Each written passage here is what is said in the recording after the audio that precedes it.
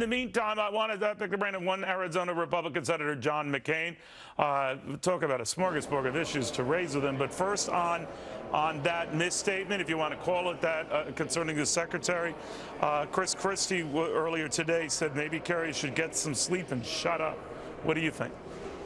I agree with Chris Christie, but it does reveal an underlying view of these things that is really harmful and damages is damaging. But John Kerry has probably been the most inept Secretary of State that certainly in my lifetime. A good example the other day, there's these terrible things going on, these Palestinians going around with knives and stabbing people. So Kerry hops on a plane, flies over, he's going to settle it, and then leaves. Nothing changes.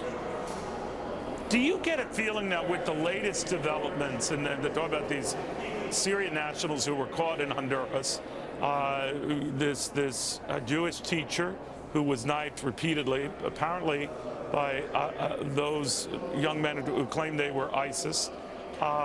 What's going on? I don't know, Neil. Honestly, I didn't quite understand the question. I'm not familiar with that. Okay, I apologize for that. There were some Syrian national, Senator, who were picked up in Honduras. They traced, they had fake Greek passports, but in other words, they could have come from Syria in that refugee swing. That's something you've been worried about. You haven't gone so far as some of your colleagues to say just shut down everything, but it does raise concerns as we have 30-some-odd governors saying enough. What do you think of that? Yeah, it raises concerns, and obviously our southern border is a very important access point for them. But frankly, the visa-free situation in European countries, it's a lot easier than having to go to Honduras. They hop on an airplane, as you know. So this whole process has to be reviewed. We have to make sure that there is sufficient safeguards that no one can come to this country. That's why a pause is certainly agreeable.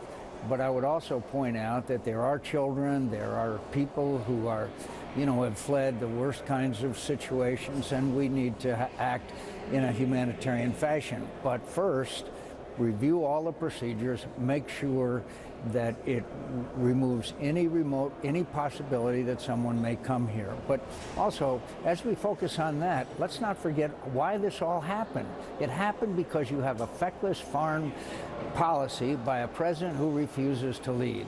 And by the way, I have a plan, along with Lindsey Graham, on what we need to do, which I'd be glad to tell you about. Well, before I get to that plan, one of the things that's happening is the president's plan is unraveling, as you know, sir. Italy is joining France with Russia in these attacks on ISIS positions.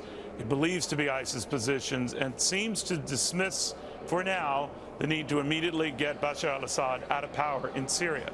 So it could be that they're putting the ISIS focus first and maybe dealing with Assad later, which is the 180 from what the administration wants. But what do you make of that? These countries now working with Russia sooner than working with us. Well, I think it's shameful. I think it's shameful because I'm sure that Bashar Assad is still barrel bombing his own people. He has already killed 250,000. One of the reasons why we have these millions of refugees is because of Bashar Assad, more, frankly, than ISIS. What we need is an international force. The United States providing about 10,000 troops with the Sunni Arabs. Where would those 10,000 troops be? They would be assemble, and they would go into Iraq, and they would go into Syria and to Raqqa, and they would take them out. 10,000 troops. You and Senator Graham support committing 10,000 American troops to this. With an international coalition of Sunni Arab countries, with NATO countries, and others comprising about 100,000 is Do you think they'd pony up, Senator? Do you think they would pony up? I believe they would, if, in the case of Turkey, who would be enormously helpful, if we say we're going to replace Bashar Assad as well. Some of these countries view Bashar Assad as great a threat as ISIS is. So, but do you trust Turkey? Do you trust Turkey? The only reason I raised that this morning at a soccer, and we'll get into this more, in this moment of silence for Paris, I mean, a game that was featuring the French and the Greeks, people just blew up and started yelling, Allah Akbar. in a stadium that was meant to be a moment of silence. These are the Turks, No, our friends. I think what the Turks, no matter what happened there, the Turks are scared to death of Bashar Assad as well as the PKK. So look, thanks to all this mishandling all these years, this has become very complex. But for us to get in bed with the Russians would be, while they dismembered Ukraine, what message is that to the Ukrainians? The Russians have entirely different ambitions in the region than we do. So it would be a terrific mistake for us to join up with the Russians the way apparently the French and the Italians have. But we can do it. We have a plan, and we can go in and take out ISIS. But there still is Bashar Assad, who should not and cannot remain in power. Senator John McCain, thank you very, very much. I know I hit you with a lot today, but all this is breaking simultaneously. John McCain, of course, the former Republican presidential candidate as well. All right, well.